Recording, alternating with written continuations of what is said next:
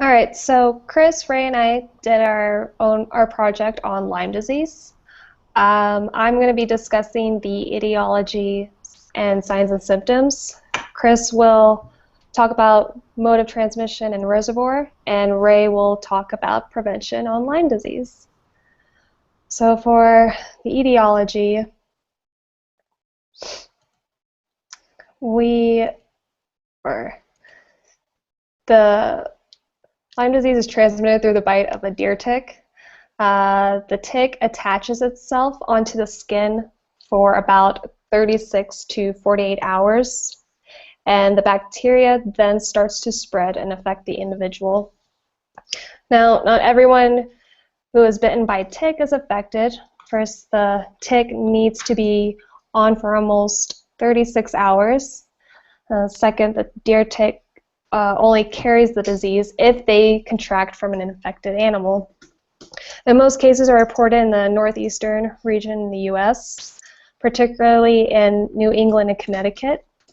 So environment does play a role in our etiology for this disease.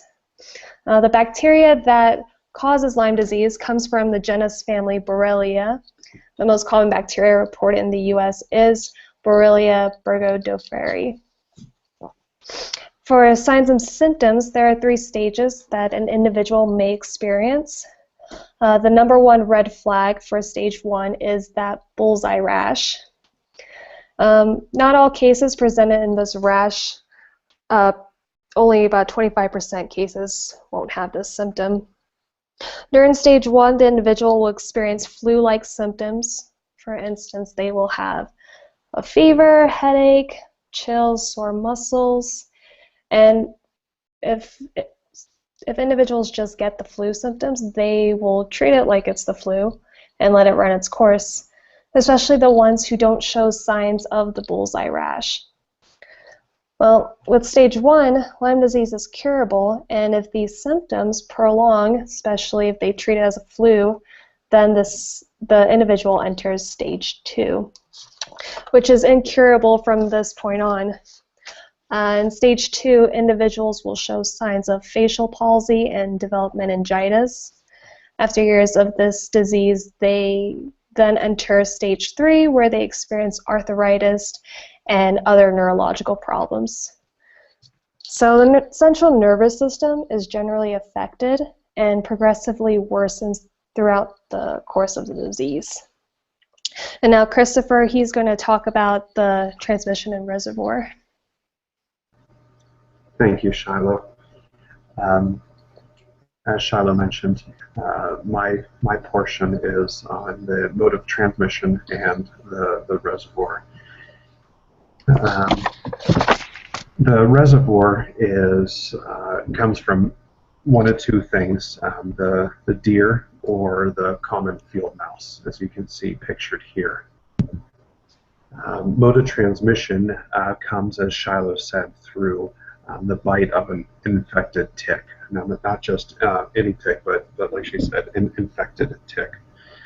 Humans are infected through a deer tick or the western black-legged tick. These ticks are not born infected with Lyme disease or with the bacterium. The reservoir, they actually have to, the tick has to bite the reservoir host, for example, the deer or the mouse, and then it infects the tick larva. And then most humans are infected, again, through the bite of an immature tick called a nymph. This picture on the bottom of the screen shows the size of the ticks in comparison to a dime, showing the adult female down to the larva.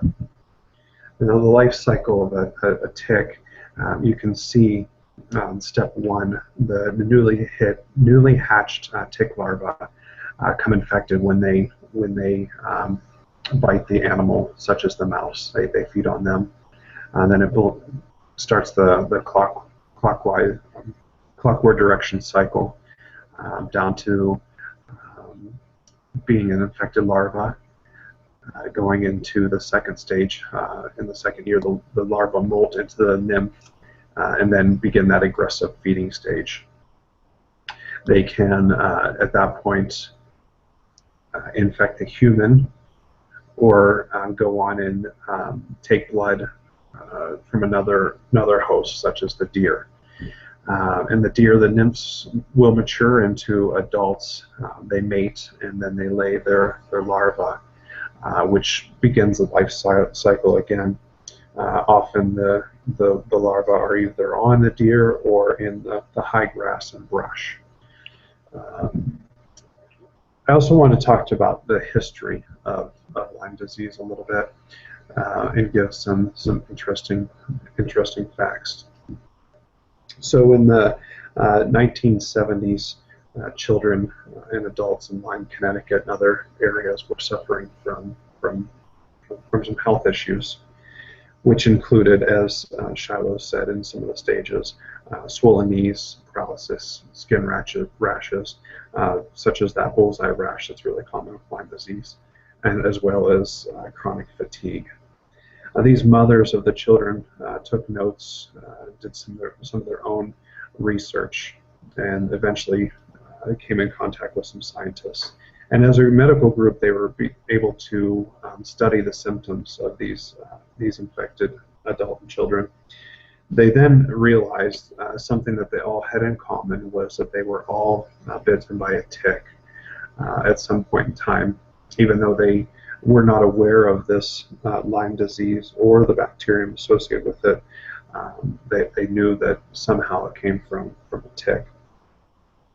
A recent autopsy of a mummy, a 5,300-year-old mummy, actually found this bacterium in it that causes Lyme disease. There was a scientist, a German physician named Alfred Birchwald, who described the chronic skin rash more than 130 years ago. Lyme disease was not recognized in the United States in the 1960s and even the 1970s, but Borrelia burgdorferi wasn't officially classified until 1981. In 1981, a scientist named Willy Burgdorfer, who was a lead scientist studying the Rocky Mountain spotted fever, which is more common in the Idaho and the western regions, Rocky Mountain spotted fever, which is caused by also caused by tick bite. The scientist Willy Burgdorfer discovered the spirochete bacterium that causes this disease. So then the medical community honored him by naming the spirochete after him. This slide shows the instances, like Shiloh mentioned earlier, more common in the northeastern part of the United States, Connecticut, Massachusetts, and even Pennsylvania. And environment plays a big role there, and you can see some other larger cases in the northwestern states there.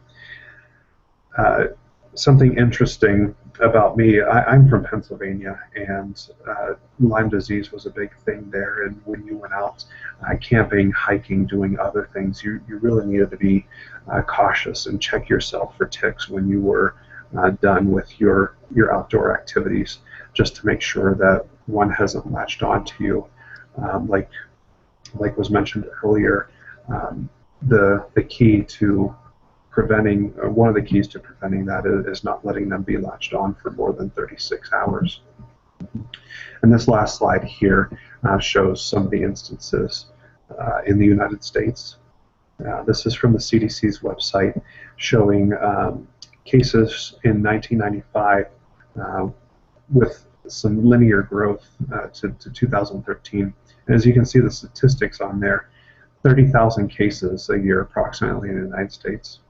There were 36,307 in 2013.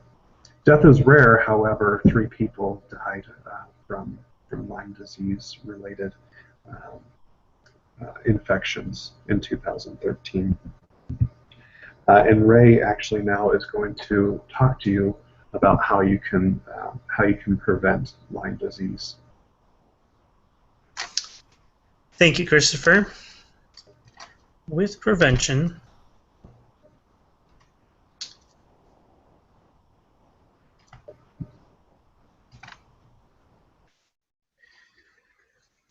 the best thing to do, as was mentioned before, is to try to cover up.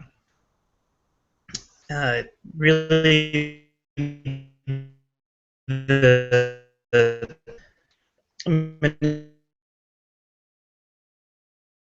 in those places, cover up.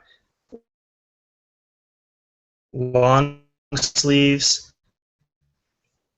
You can tuck in your jeans into insect repellent. Permethrin.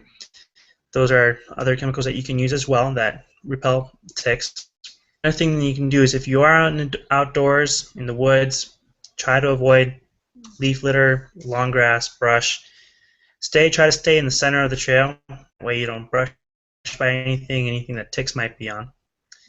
After you return, you try to check yourself as much as possible in between your fingers, between your toes, on your anywhere that a tick might be latching onto. That way, if you do see one, you can get it out as soon as possible. Another thing that you need to worry about is that in warm months, there's more insects about. That includes ticks. So in warm months, just be extra cautious.